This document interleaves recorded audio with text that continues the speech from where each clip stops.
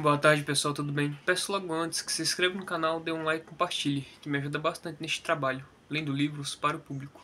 Porque sempre tem aquela pessoa que tem preguiça de ler um livro. Eu sei muito bem como é que é isso, porque eu também já tive. Bom, como eu venho dizendo em quase todos os vídeos, o livro que eu estou lendo é Caught Zero, Julia Gibson, da mesma premissa de Neuromancer. Bom, sem enrolação, vamos dar continuidade a esta bagaça. Capítulo 2, Marlene. Ela vestira o que tinha de melhor para a entrevista, mas estava chovendo em Bruxelas e não tinha dinheiro para o táxi. Foi andando desde a estação da Eurotrans, a mão no bolso da sua única jaqueta boa, uma Sally Staley, mas que tinha quase um ano. Era um nó branco em torno do fax enrugado. Não precisava mais dele. Tinha decorado o endereço, mas parecia tão impossível soltá-lo quanto quebrar o transe que a mantinha aqui. Agora, olhando a vitrine de uma loja cara que vendia roupas masculinas, o foco variando entre as camisas macias de flanela e o reflexo dos próprios olhos escuros. Tinha certeza de que só os olhos bastariam para fazê-la perder o trabalho. Nem precisava do cabelo molhado, que agora lamentava não ter deixado André cortar. Os olhos exibiam uma dor e uma inércia que eram visíveis para qualquer pessoa, e, quase certamente, essas coisas seriam reveladas em breve para Harry Joseph Verck, o menos provável dos empregadores em potencial. Quando o fax chegaram, insistira em considerá-lo como uma brincadeira cruel contra a ligação para aborrecê-la já receber o suficiente graças à mídia. Tantas que Andrew encomendara um programa especial para o telefone do apartamento, em que filtrava as chamadas de qualquer número que não estivesse na agenda permanente. Mas isso, André insistira, devia ter sido o motivo do fax. Ter que outra forma alguém poderia entrar em contato. Marlene poderia sacudir a cabeça e aconchegar-se mais profundamente no velho roupão atolhado de André. Por que Vark, um colecionador e mecenas extremamente rico, iria querer contratar a antiga e execrada gerente de uma galeriazinha de Paris? Aí foi a vez de Andrea sacudir a cabeça, em sua impaciência com a nova Marlene Pruskar. A execrada, que agora passava dias inteiros no apartamento e, algumas vezes, nem se importava em trocar de roupa. Disse que a tentativa de venda, em Paris, de uma única falsificação não era a grande novidade que Marlene imaginava. Se a imprensa não tivesse tanta vontade de mostrar o nojento de Guinness como o idiota que realmente era, prosseguiu. O negócio sequer merecia estar no noticiário. Guinness era o rico o bastante e vulgar o bastante para um escândalo de fim de semana. Andrea sorriu. Se você fosse menos atraente, teria chamado bem menos atenção. Marlene fez que não. E a falsificação era de Elaine. Você não teve culpa. Esqueceu? Marlene entrou no banheiro. Era aconchegada no roupão gasto, sem responder, sob o desejo da amiga de reconfortá-la, de ajudá-la. Marlene já podia perceber a impaciência de alguém forçado a dividir um espaço muito pequeno com um hóspede amargo e não pagante. E Andrea tivera de emprestar-lhe o dinheiro para o bilhete da Eurotrans. Com uma força de vontade consciente e dolorosa, fugiu de seus pensamentos e fundiu-se ao fluxo cerrado, porém sereno, dos compenetrados consumidores belgas. Uma garota com calça brilhante e jaqueta impermeável enorme do namorado roçou nela, cheia de vida e sorridente. No cruzamento seguinte, Marlene reparou em uma loja de uma marca de roupas de que gostava na época de estudante. As roupas pareciam ridiculamente juvenis. No punho, branco e oculto, o fax. Glaren, Duprin, 14 Horhauberring, Bruxelas, Joseph Verck.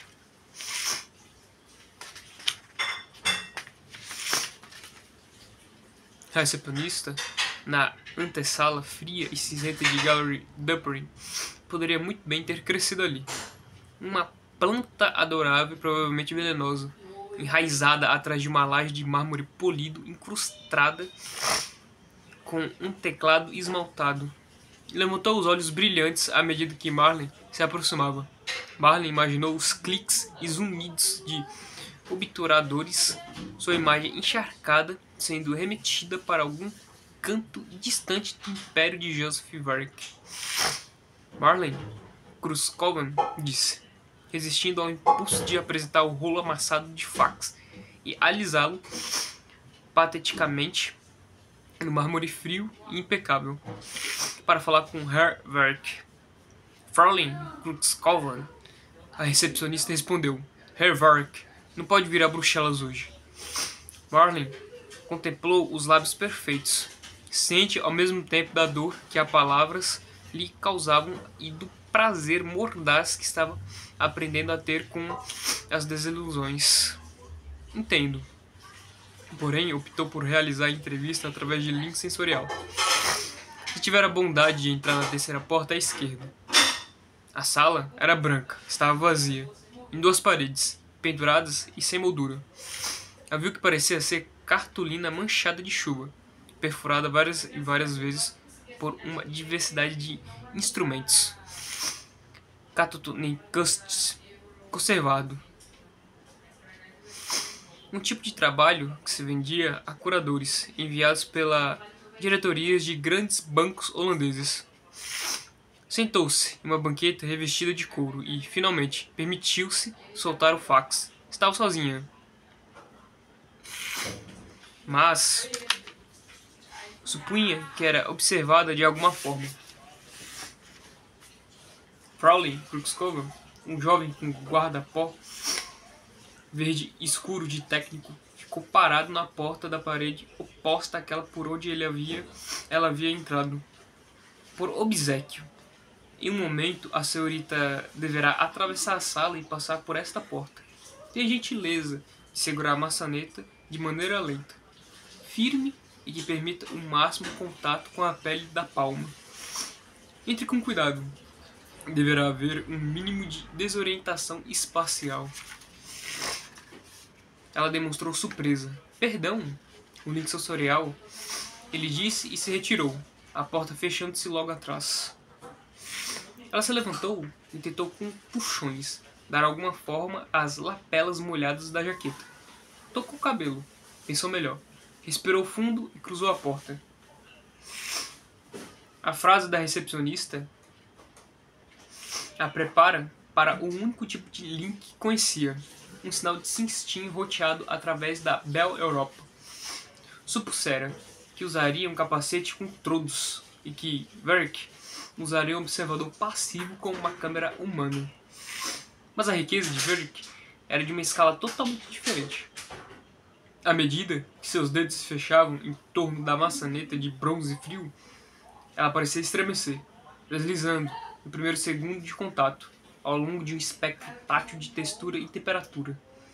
Então, voltou a ser de metal, ferro pintado de verde, estendendo-se para fora e para baixo, ao longo de uma linha de perspectiva, um velho corrimão que, agora, agarrava com surpresa.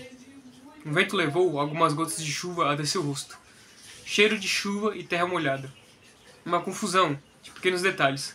As próprias lembranças de um piquenique regado a álcool na escola de arte, lutando com a perfeição da ilusão de Varric.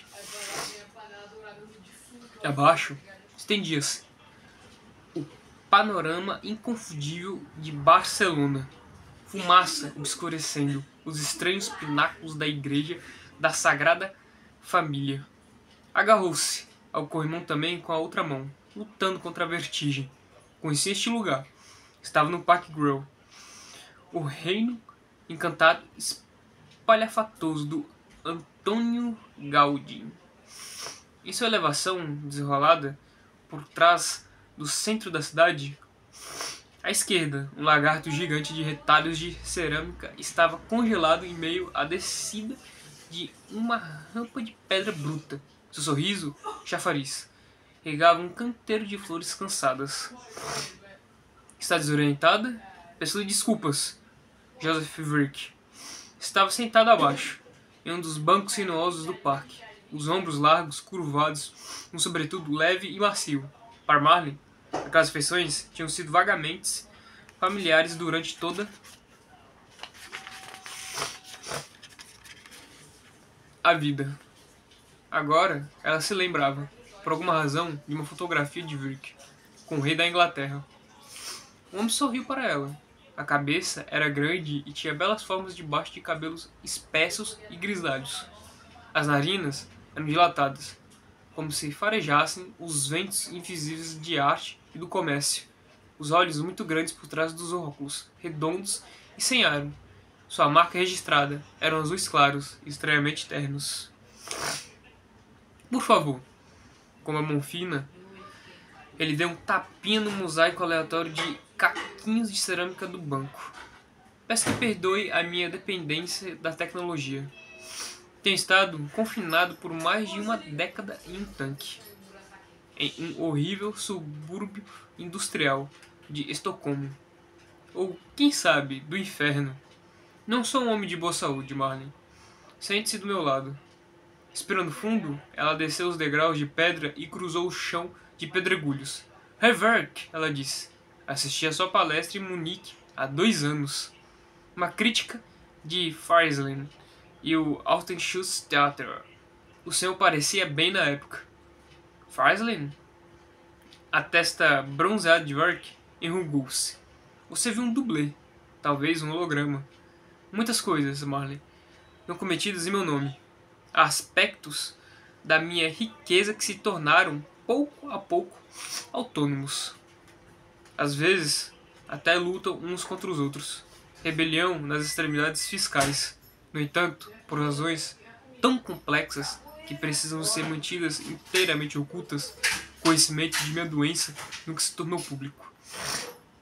Ela tomou seu lugar ao lado dele e observou, atentamente, o pavimento sujo entre as pontas arranhadas de suas botas pretas de Paris.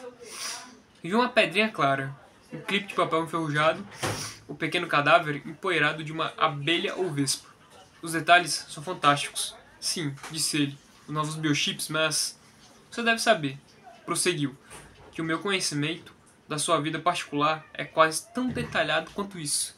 Mais do que o seu, em alguns casos, é mesmo. Ela descobriu que era mais fácil concentrar-se na cidade, percebendo pontos de referência dos quais se lembrava de uma meia dúzia de viagens de férias. Quando era estudante, ali, bem ali, estariam a Rampla, papagaios e flores. As tabernas que serviam cerveja preta e lula. Sim, sei que foi o seu amante quem a convenceu de que havia achado um Cornell original perdido. Marlene fechou os olhos. Ele encomendou a falsificação. Contratou 2 artistas, aprendizes de talento e um historiador, bem estabelecido que se encontrava em certas dificuldades pessoais. Pagou-os com o dinheiro que havia subtraído antes de sua galeria. Como sem dúvida você já deve ter desconfiado. Está chorando? Marlene fez que sim. Um indicador frio tocou-lhe o pulso. Comprei Guinness. Paguei a polícia para ficar fora do caso. Não valia a pena comprar a imprensa. Raramente, eles valem o preço. E agora? Talvez a sua pequena notoriedade pode lhe ser uma vantagem. Herr Werk, eu... Um momento, por favor. Paco! Venha cá, menino.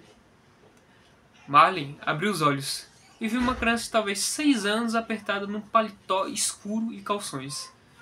Meias claras, lustrosas, botas pretas abotoadas até em cima. Uma franja lisa de cabelos castanhos atravessava sua testa. Tinha algo nas mãos, uma caixa de algum tipo. Gaudí começou o parque em 1900. Werk disse: Paco usa suas roupas da época. Vem aqui, menino. Mostre-nos a sua maravilha. Senhor. Paco balbuciou, curvando-se e dando um passo à frente para exibir o que tinha nas mãos. Marlene ficou olhando, uma caixa de madeira comum, com frente de vidro, objetos. Cornell? Ela disse, esquecendo as lágrimas. Cornell? Voltou-se para Werk. Claro que não. O objeto encravado naquele pedaço de osso é um Bell-monitor Brown. Este é um trabalho de um artista vivo. Há mais caixas, com 3 sets, em um período de 3 anos. A coleção Rick, como vê, é um tipo de buraco negro. A densidade anormal de minha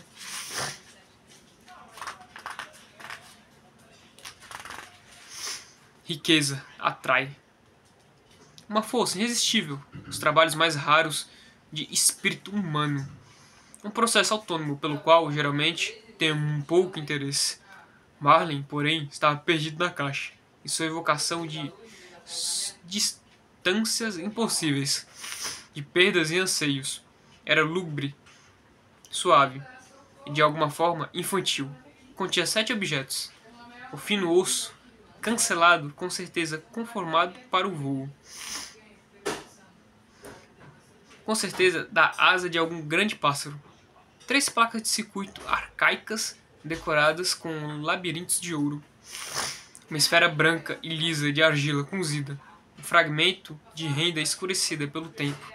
Um pedaço comprido, como um dedo, do que ela supôs ser um osso de impulso humano. De um branco acinzentado. Nele, engastado com perfeição, o eixo de silício de um pequeno instrumento que, muito provavelmente, antes ficava no nível da pele, mas cuja superfície estava agora queimada e escurecida. A caixa era um universo, um poema congelado nas fronteiras da experiência humana. Graças, Paco. A caixa e o menino desapareceram. Ela ficou pasma. Ah, me perdoe. Esqueci que essas transições são abruptas demais para você. Mas, agora, precisamos discutir a sua missão. Reverick, ela disse. O que Paco era? Um subprograma. Entendo. Contratei você para encontrar o criador da caixa. Mas Reverick, com seus recursos, dos quais agora você faz parte, menina, não quer um emprego?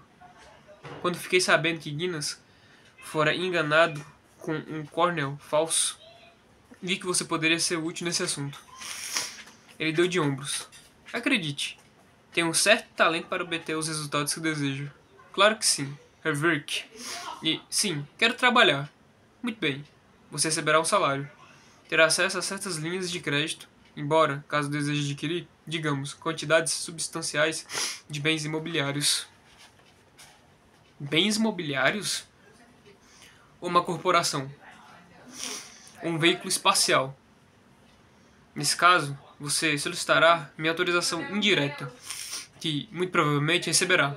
No mais, terá carta branca. Sugiro, no entanto, que trabalhe em uma escala em que se sinta confortável. No contrário, corre o risco de perder contato com sua intuição. E a intuição, em um caso como este, é de vital importância. O famoso sorriso brilhou para ela mais uma vez. Ela respirou fundo. Reverick, e se eu falhar? Quanto tempo terei para achar esse artista? O resto de sua vida, foi a resposta. Me desculpe. Ela se viu dizendo para o próprio Ru. Mas o senhor disse que vive em um tanque. Sim, Marley. E, desse ponto de vista, um tanto limitado, aconselho que se esforce para viver cada hora em sua própria carne. No ano passado, se me entende, falo como alguém que não pode mais tolerar esse estado simples. As células do meu corpo tendo optado pela busca quixotesca de carreiras individuais. Imagino que a um homem de mais sorte, ou a um mais pobre, teria sido permitido morrer, ou seria codificado no núcleo de alguma peça de hardware. Mas pareço estar compelido por uma bizantina rede de circunstâncias que exige algo como 1/10 de minha receita anual, e que faz de mim, suponho, o inválido mais caro do mundo. Fico emocionado, Marley, com seus problemas sentimentais. Invejo a carne saudável, da qual derivam. E, por um instante, ela olhou diretamente para aqueles ternos olhos azuis e soube, com certeza, do instinto mamífero, que os extremamente ricos não eram mais nem de longe humanos. O manto de noite varreu o céu de Barcelona. como se fosse a contração de um enorme e lento obturador. Vrick e Kel desapareceram, e ela encontrou-se novamente sentada na banqueta de couro, olhando para folhas rasgadas de cartolina manchada. Bom, pessoal, é isso. Vou terminar esse capítulo por aqui. Aí no próximo dia a gente inicia o capítulo 3. É isso. Espero que vocês fiquem com Deus. Tenham uma ótima semana e bye bye.